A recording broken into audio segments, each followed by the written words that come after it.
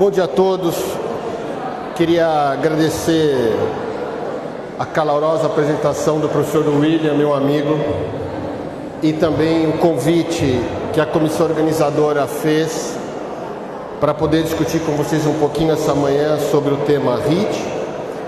E nesse sentido eu queria externar e parabenizar pela semana a professora Cris Cassoni, professora Rosana, professora Andréia, professor William e também a coordenação do curso, para quem eu peço uma salva de palmas.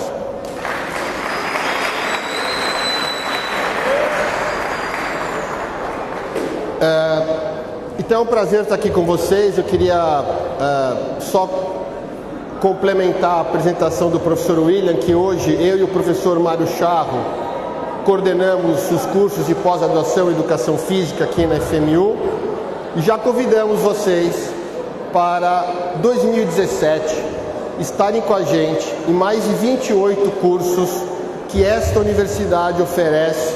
São mais de 25 mil alunos que já passaram como nossos alunos de pós-graduação e, portanto, esperamos vê-los e vê-las conosco ano que vem. A discussão que me foi sugerida foi a questão do treinamento HIT. Daí eu já lanço uma pergunta a vocês. Será que o HIT não é o velho com uma nova roupagem? Será que não é mais um momento de tendência de mercado? Ou será que a ciência sustenta essas discussões? Eu entro aqui, né? E, portanto, eu resolvi nesse final de semana dar um passeio no barco do professor William para poder pensar um pouquinho sobre o que nós poderíamos discutir. E aí eu resolvi dizer o seguinte: se não houver ciência, não vale. Eu não conheço nenhum piloto de avião que pousou em Congonhas sem aplicar a ciência. Talvez a última vez que tenha sido feito isso, houve uma catástrofe. Eu não conheço nenhum técnico que prescreve sem ciência. A última vez que aconteceu isso também foi uma catástrofe, talvez recente. E assim por diante. Se vocês não puserem a ciência e não acordo elástico, não vale. O que vale é a ciência, para saber se o elástico daquela cor é o que realmente necessita. Então vamos colocar ciência na prática. E o que vale na vida, para que vocês tenham resultados, não é só o exercício. É a combinação que o exercício tem junto à vida das pessoas. Eu conheço gente que faz treinamento HIT durante meia hora, fica tão fadigado que fica as outras 23 horas sentado. É isso mesmo? Esta meia hora compensa o restante do tempo sentado? Ou será que eu vou ser suficientemente arrogante e achar que o exercício resolve tudo? Eu espero que vocês tenham clareza da discussão, que o que vale efetivamente é a combinação da sua vida. Entretanto, o que nós temos hoje é que nós estamos numa sociedade do tempo. Eu tenho certeza absoluta que deve ter gente aqui achando que está perdendo tempo. Eu, para conseguir chegar aqui a tempo, tive que fazer uma série de coisas diferentes de quando eu venho mais cedo. A relação de tempo é uma loucura. Meu avô fala: calma, filho, vai dar tempo de você fazer tudo na vida. E você fala: eu preciso fazer tudo rápido, porque a vida é curta. E, portanto, quando você fala em HIT, mais uma vez, você está falando em tempo. Então, o que nós temos? Nós temos pessoas falando que a vida é curta. Nós temos gente dizendo que o tempo cura. Nós estamos dizendo que O meu computador lento me irrita. Eu estou dizendo que eu não tenho tempo para fazer exercício. Eu estou dizendo que eu aprendo inglês em pouco tempo. Quer dizer, eu sou um fenômeno do tempo. O único fenômeno do tempo que eu conheço é esse cara aqui. E portanto, se você quiser falar em treino HIIT porque é pouco tempo, eu já tenho aqui a primeira observação. Eu não sei se treino HIIT é em pouco tempo. Eu só sei que treino HIIT é com baixo volume. E por isso eu faço em alta intensidade. Só tem uma pergunta. Pessoas que não têm aptidão física para fazer em alta intensidade, se fizerem em pouco tempo, vai ser um fracasso o resultado. E aí vocês querem dizer se HIIT emagrece? O que emagrece não é o HIIT, mas é a carga total de exercício que eu faço. Segunda questão. O HIIT em 2015 era o segundo item do American College enquanto tendência. Em 2016 é o terceiro item. Parece que alguma coisa está acontecendo. Provavelmente as pesquisas feitas não sustentam o que os achólogos falam por aí, que o HIIT é melhor do que não sei o que. Então, por gentileza, vocês estão na universidade, uma das mais críticas que tem. Não aceitem qualquer coisa. Se você começar a falar em treinamento HIIT, existe um conjunto enorme de recomendações. Uma delas precisa supervisão. Então vamos fazer em casa, na frente da TV, empurrando a mesinha de lado. É isso? Excelente, muito bem. Só que se eu quero dizer uma coisa para vocês, não importa a intensidade que você manda ou pede seu aluno fazer, ele vai fazer na intensidade que ele percebe que consegue fazer.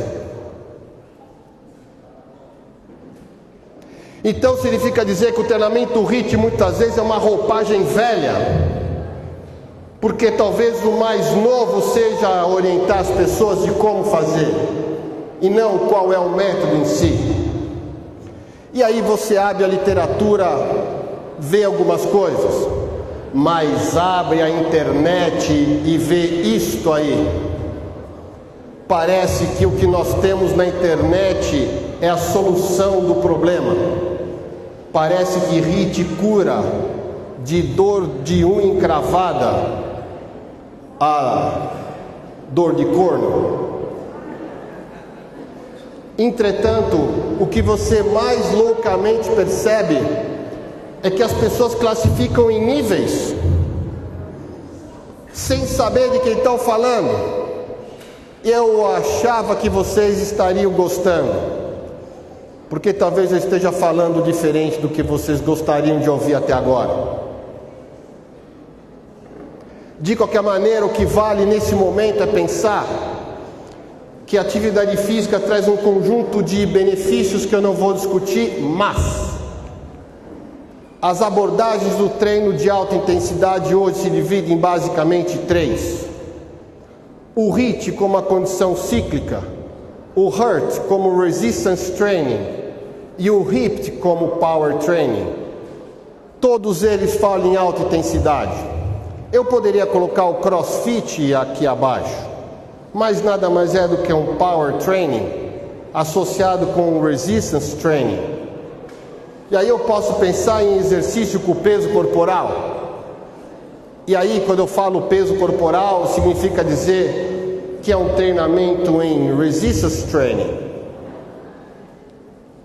E portanto, quando eu falo em diferentes trabalhos de alta intensidade, o que eu tenho que ter clareza é o que está em amarelo na última linha. É a relação volume-intensidade. Aqui no gráfico ao lado você vê diferentes trabalhos.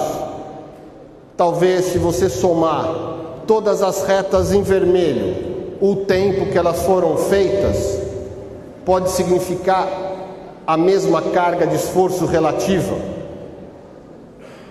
Ou talvez possa significar que aquele mais intenso tenha relativamente uma carga menor. Portanto, eu quero deixar bem claro, que o que faz a mudança fisiologicamente é a carga, e comparando tudo isso você está dizendo que é diferente? Não, na verdade a resposta cardiometabólica são todas benéficas e possivelmente iguais. Então, quando você olha para uma aula, não fique preocupado se a barra é cromada, porque eu vou falar uma coisa muito simples. Se você pegar uma barra cromada com anilhas emborrachadas que valem 30 quilos de sobrecarga e pegar 2 latas de souvenir, encher de concreto num cano de pedreiro de água enferrujado, que somar 30 quilos dá na mesma, ou não? Portanto, o que muda você é a carga do exercício e não o exercício em si. Então não sei se HIIT é melhor. O que é melhor é a carga que você faz no HIIT. E aí você vê o treinamento moderado intenso contínuo, que é o MICT. Você vê o treinamento HIIT, que são as barrinhas verticais, e vê os treinamentos CIT, que são os treinamentos em altíssima intensidade, conhecidos como all out, que são acima provavelmente do seu consumo de oxigênio máximo. Mas eu faço na quantidade total, e aí me parece que os resultados podem ser iguais. Então espero que vocês tenham entendido. O exercício HIIT, ele tem ciclos. O exercício HIIT, ele tem intervalo. E quando eu falo intervalo, tem gente que fala em pausa. E aí eu sou obrigado a ouvir pausa ativa. Isso não existe no meu DVD. Quando pausa, pausa é pausa. O que eu tenho é recuperação ativa, mas não pausa ativa. Eu não sei até agora que quando eu faço pausa no trânsito, meu carro continua andando até bater no da frente. Me parece inconsistente. Semanticamente, não dá. De qualquer maneira, você tem que entender que HIIT é um treinamento feito em séries intermitentes, em que existe alta intensidade. E por ser em alta intensidade, eu faço em baixo volume. Então não posso perguntar, treino HIIT não é o treino em baixo volume? E por que eu valorizo a intensidade? Eu só posso valorizar a intensidade para quem consegue fazer suficientemente intenso para aquela quantidade de tempo. E aí eu sou obrigado a ver um trabalho no Globo Repórter numa sexta-feira que diz: faça 10 minutos e você resolve o seu problema porque o treino é HIIT. Foi a maior falácia do mundo aquele dia na Globo, porque nenhuma das coisas que aqueles repórteres disseram está escrito no artigo original do Dr. Gibala, de McMaster, no Canadá, publicado na revista chamada PLOS ONE, que daqui a pouco eu mostro para vocês. E portanto, o objetivo desses treinamentos, desculpa ter passado, é maximizar ganhos. E agora eu volto a dizer, quando você monta um programa de exercício, você tem uma questão pedagógica e tem uma intencionalidade de mudança, que é alteração biológica. Então eu pergunto de novo, supino aumenta a força de peito? Sim ou não? Sim ou não? Não! O que aumenta a força de peito é a carga que você põe para fazer o supino. HIIT emagrece? Não!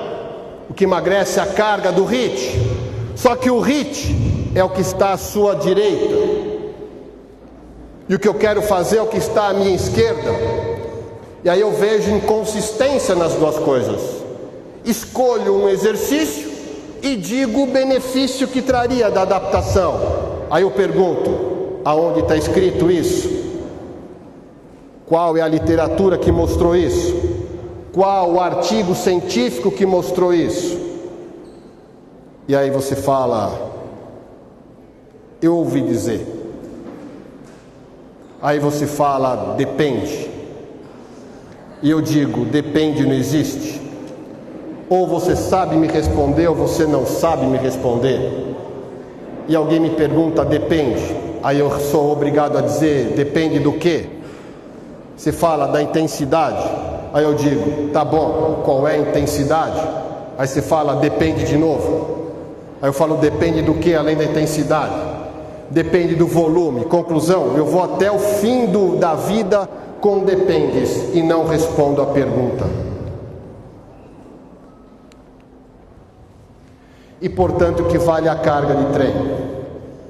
A carga de treino é a relação entre volume e intensidade, pelo tempo que eu faço. E eu posso ter, além desta condição qualitativa e quantitativa que envolve o treinamento, o HIIT e todos os outros, o maior segredo é você incluir como fator de controle de carga do exercício a PSE, a percepção subjetiva de esforço. Quando você inclui a percepção subjetiva de esforço, todas as pessoas estarão fazendo a aula na mesma intensidade relativa, chamada de carga interna, que é a minha percepção. Quando eu falo de intensidade e volume, eu estou falando de carga externa. Mas o que vale a carga interna? Por isso que se eu disser para vocês, pedalem a 60 rotações por minuto, com meio quilo, isto é a carga externa. Só que nem todos vão perceber a mesma resposta. Isto é a carga interna. Portanto, eu quero deixar bem claro que o que vale para uma aula ser igual para todos é a carga interna e não a carga externa. Espero que vocês tenham entendido que a aula tem que ter percepção subjetiva de esforço, senão eu vou errar.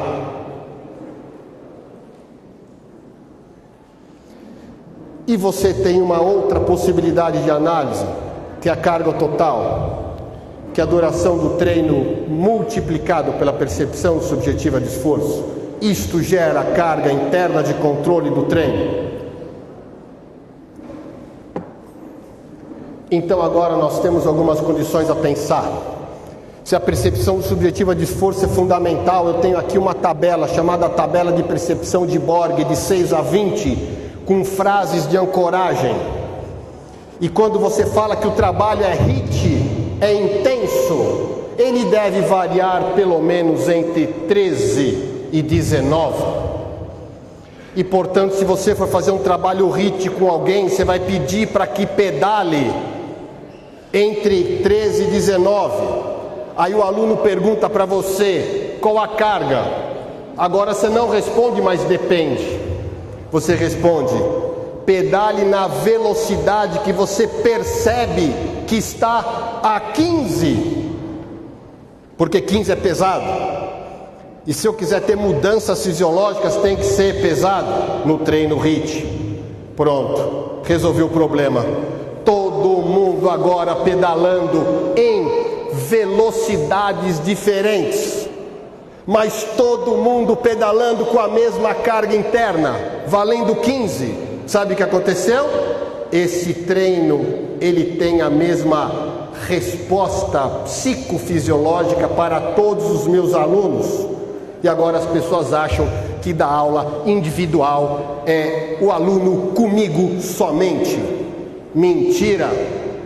Aula individual é o que eu acabei de fazer com vocês agora. Mas se você falar que é muito difícil de 6 a 20, eu falo, não tem problema. Faça de 0 a 10, que é exatamente a mesma coisa. Então, você quer fazer um treino HIIT, seja pedalando, seja correndo, seja nadando, sendo cíclico, eu estou falando entre 6 e 9. E eu convido todo mundo agora a fazer assim.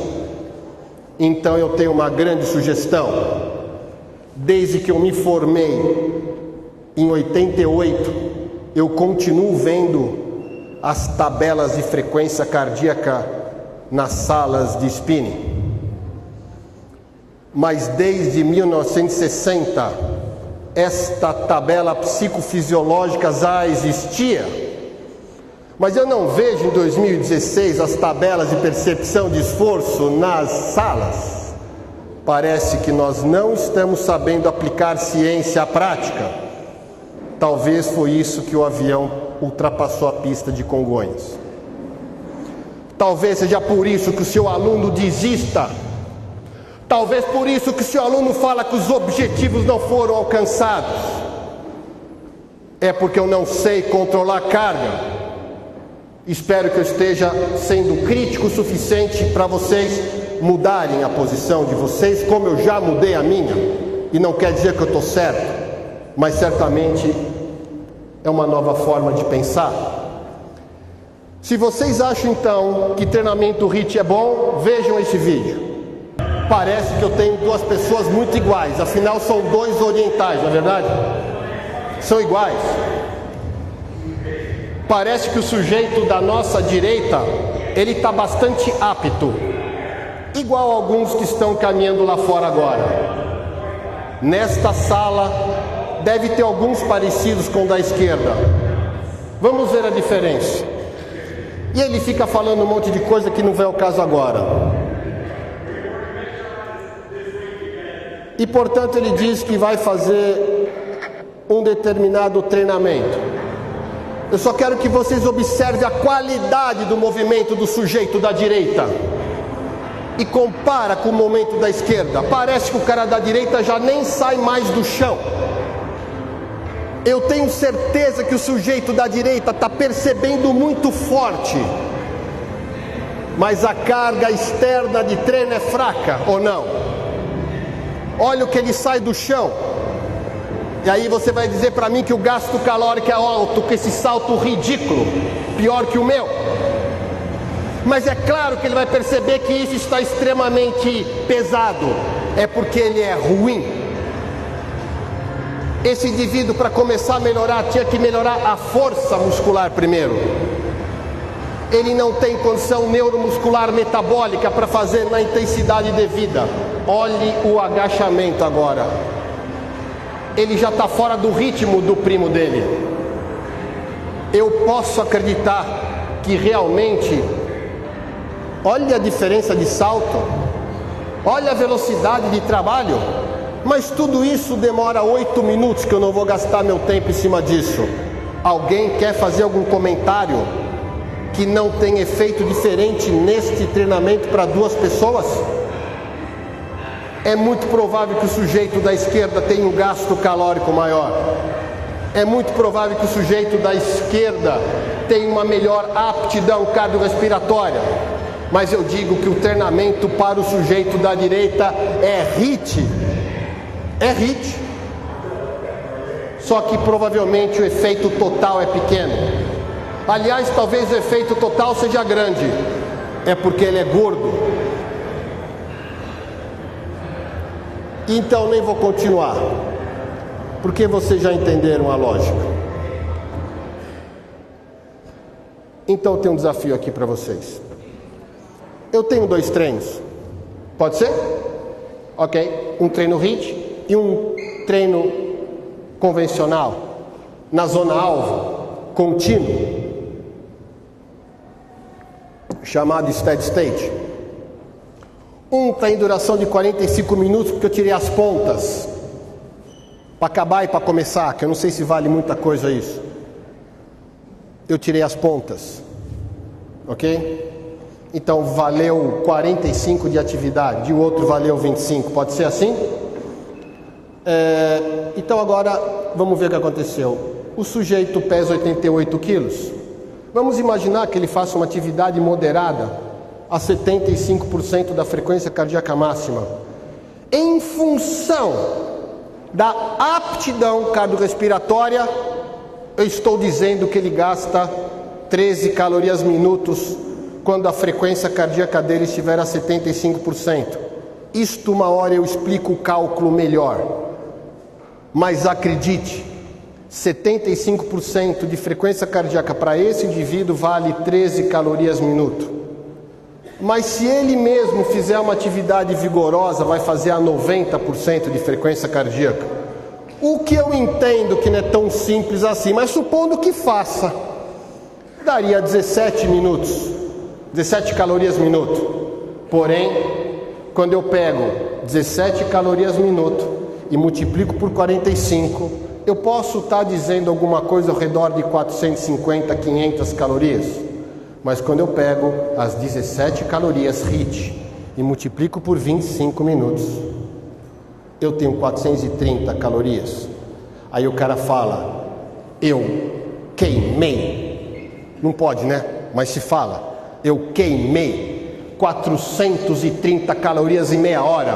O meu treino é o máximo. Eu digo, ok, é o máximo. Não sei para quê. Talvez seja para isso. O sujeito que faz moderado perdeu 300 calorias em ácido graxo gordura aproximadamente, e o outro perdeu 150 calorias. Então quero deixar aqui bem claro já para vocês uma coisa. A professora Miriam está aqui na minha frente, eu tenho certeza que ela não vai, ela pode concordar comigo. Eu posso engordar comendo só banana, professora? Se eu comer muita banana, se eu comer um caminhão de banana eu vou engordar. Então quer dizer que para engordar não precisa ser gordura. Então significa que para emagrecer o que vale é o total de calorias que você gastou na atividade em primeiro lugar. Aí eu digo, qual dos dois emagrece mais? O HIIT? Só se for para o cara que não esteve aqui hoje pela manhã. Para aquele que esteve aqui hoje pela manhã, mostra que o HIIT que emagrece é o HIIT que tem mais carga e não o HIIT em si, porque carga é a relação de volume e intensidade. A somatória está aí para vocês, 580 contra 340, aliás, 430. Me parece que entre a ciência e a prática tem uma distância razoável.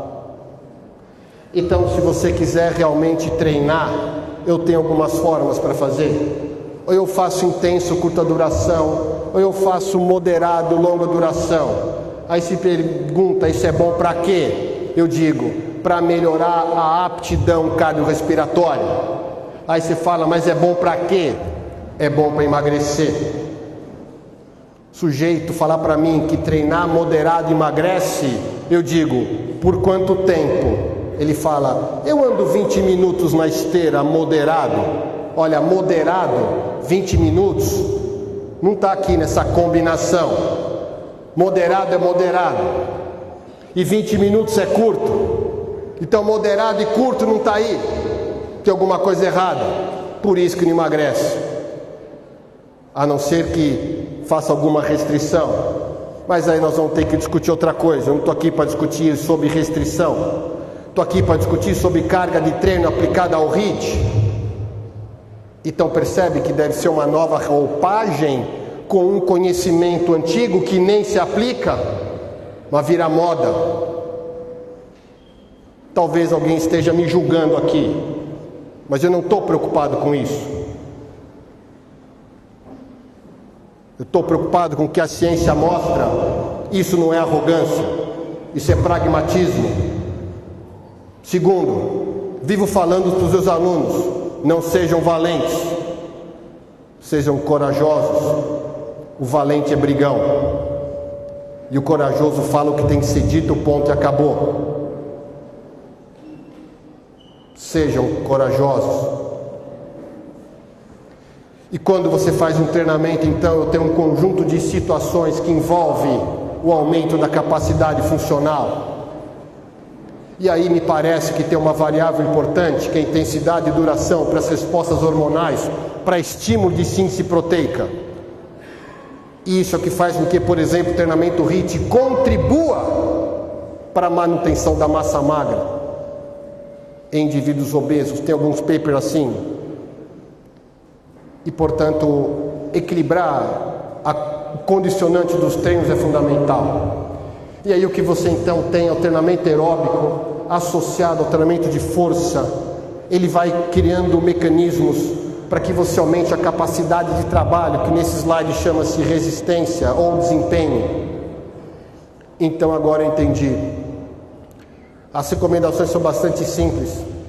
Indivíduos, para iniciarem um programa HIIT, deveriam passar por um programa de fortalecimento prévio, entre 8 e 12 semanas, mas ninguém faz isso, porque eu não posso perder tempo. Eu estou na sociedade do tempo. Na verdade, eu não posso perder tempo. Na verdade, eu preciso saber usar o tempo. E as pessoas só querem não perder tempo. Então, se você quiser fazer um treinamento HIIT e saber, a princípio, a relação da dose em que deve ser estabelecido esse treinamento, veja qual é o condicionante metabólico. Um trabalho anaeróbico alático é aquele que tem uma porção de estímulo contra 3 porções de recuperação. Por exemplo, 1 minuto forte, 3 fraco. 30 segundos forte, 1 minuto e meio fraco. Mas o fraco não é moderado, provavelmente, porque ele é HIIT. Quando você fala em trabalho lático, é 1 para 2 proporções, 1 forte e 2 fraco. Agora, quando eu falo na busca da melhora da resposta aeróbica, eu falo de 1 para 1 ou 1 para meio. Agora, imagina você fazer um trabalho 1 minuto a 90% e 30 segundos, provavelmente com uma frequência que não deve ter reduzido a menos que 85. Isso não é para todos, mas é um trabalho aeróbico. Estou sendo claro para vocês? E, portanto, entender essa dinâmica significa melhorar a relação dos estímulos e treinamento. E aí você tem ganhos absurdos em modelos experimentais. No capítulo que a gente escreveu recentemente, tem essas informações. E aí você vê duração em semanas, melhora de 40%, 50%. Se você me perguntar, não há dúvida que o perfil metabólico é uma das questões principais do treinamento HIIT. Mas eu tenho para algumas pessoas a melhora da condição da aptidão física cardiorrespiratória também. E aí os modelos são dos mais diversos. Até porque não tem um modelo único. Você tem diferentes modelos associados. A questão é como que você efetivamente consegue usar a partir do grupo populacional que você tem. Então esse trabalho que será publicado, ele verificou qual foi o nível de enjoyment, o quanto os caras gostavam de fazer treinamento HIIT. E ele fez um treinamento que era assim, 2 por 1 e 1 por 1. Acho que todo mundo consegue enxergar aqui. 2 por 1 e 1 por 1. E sabe que ele mediu? A percepção subjetiva de esforço durante 3 semanas. E ele encontrou, sabe o quê? Que as pessoas que fizeram mais tempo, 2 por 1, que é o pretinho, e 1 por 1, que é o cinza, tiveram mais alta a frequência cardíaca, mas é claro, ficou mais tempo em esforço, é óbvio. E a mesma coisa a percepção de esforço. Entretanto, quando você olha para o nível de o quanto o cara gostou, você vê que o grupinho preto, ele começa a tender a diminuir em algumas situações. Então significa que o HIIT é muito bom, mas não quer dizer que as pessoas gostam igual. Na verdade, gosta quem consegue fazer. Que quem não consegue fazer diz, é melhor ir para o fundo da sala. E você sabe do que eu estou falando. Um outro trabalho mostrou a relação do treinamento de alta intensidade, mais uma vez com prazer e aderência. E aí eles trabalharam com indivíduos adultos, obesos, treinos diferentes, 3 vezes por semana. Olha que loucura. Esse é o treino, não interessa. Quer dizer, interessa, mas não vai dar para enxergar nada. O que você vê que é o que está em azul é o nível do quanto as pessoas gostaram. E o que está em verde é o grupo, o quanto eles gostaram no HIIT. Aí você fala, quem fez HIIT gostou mais de fazer, certo? Entretanto, olha a conclusão do trabalho. O treino HIIT, mais gente gostou, porém, só 10% aderiu, enquanto no treino moderado, 80% aderiu. Aí eu pergunto, sabe quem vai emagrecer mais? É quem ficou no programa. Eu não sei o quanto você aprendeu hoje aqui, mas por mais WhatsApp que você tenha respondido hoje, você aprendeu alguma coisa a mais com quem não esteve aqui. Então eu não sei se a aula é boa. O que eu sei é que por você ouvir alguma coisa você aprende. E portanto quem vai emagrecer mais, indiscutivelmente, é o grupo moderado, porque mais gente aderiu. E isso está bem claro na literatura. O que mais faz as pessoas desistirem de um programa de exercício é a intensidade. E mesmo porque o programa é intenso, mas não tem um gasto calórico desejado para chegar aonde gostaria de chegar naquele tempo. Ele fala, porque você foi embora, os resultados não foram atingidos. Eu digo, é lógico, foi prometido um remédio que não promove esta cura. Mas se o blogueiro prometer, isto é problema dele. Eu não sou blogueiro, você não é blogueiro. Você é cientista, professor que aplica, consome ciência e pratica ciência. Se eu responder como blogueiro, eu vou perder. E eu respondo como blogueiro e perco.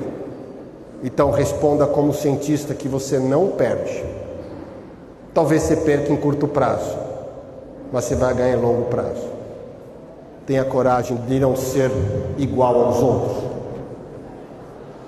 Esse outro trabalho compara o treinamento em função das condições cardiometabólicas para treinos similares. O treinamento intenso 3 vezes por semana, 3 séries de 20 segundos, 2 minutos de recuperação, enquanto o treinamento que eu tenho moderado a 70%, bastante comum. Os resultados são dos mais diversos para todos os componentes metabólicos. Depois, se você quiser, eu te passo esse slide. Mas não tem diferença.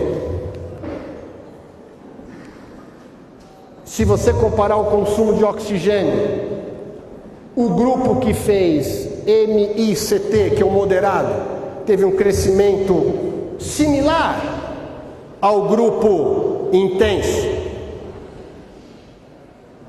Quando você olha a atividade da insulina, o grupo que fez intenso teve algum benefício. E, portanto, isto parece ser interessante. Eu não sei se o HIIT emagrece, mas os trabalhos são bastante consistentes em mostrar que o HIIT melhora a função metabólica glicêmica, o que pode ser um fator protetor para patologias associadas. E aí a gente pode falar que tem, sim, uma relação positiva, mas para emagrecer, as evidências não são sustentadas, como dizem por aí. E, portanto, foi medido, inclusive, a atividade do perfil da mitocôndria, que é onde o treinamento HIIT atua. E tem uma série de indicadores genéticos ativados durante cada um dos tipos de treinamento. E aí você tem alguns complexos relacionados à atividade enzimática, que é o primeiro lá de cima. Você tem um complexo ligado ao crescimento da mitocôndria. você tem complexo associado à ativação da enzima citocromo C, que atua no ciclo de Krebs. Você tem uma ação importante na atividade da síntese mitocondrial. E você tem algumas estruturas cilíndricas importantes que permitiriam que você tivesse mais ação metabólica. E aí o treinamento HIIT parece ser importante. Sabe por quê? Porque o treinamento HIIT estressa a mitocôndria. Quanto mais você estressar a mitocôndria, mais ela responde genicamente a um processo de síntese. Isto pode ser um pressuposto importante futuro para melhorar o perfil metabólico desse sujeito, mas não do jeito que os caras falam por aí. Agora, o mais maluco, eu não vou continuar, é que o resultado diz que houve the same, igual, resposta entre os modelos de treinamento. E, portanto, eu não sei te responder se treino HIIT é mesmo ou não aquilo que dizem por aí. E o resumo tem mais coisa, que fica para a leitura do trabalho. E agora eu encerro. Este foi o trabalho que a Rede Globo apresentou naquele Globo Repórter fatídico, que disse que 10 minutos resolvia o problema. É uma falta de responsabilidade. Além disso, independente de quem falou, a minha obrigação como profissional é saber se aquilo que foi dito é verdade. E é nessas condições que eu deixo aqui a dúvida. A quantidade de trabalhos HIIT na literatura, ela tem uma média anual de 10 trabalhos por ano. 10 trabalhos por ano de treinamento HIIT publicado na principal base de dados chamado PubMed, diz menos um trabalho por mês no mundo.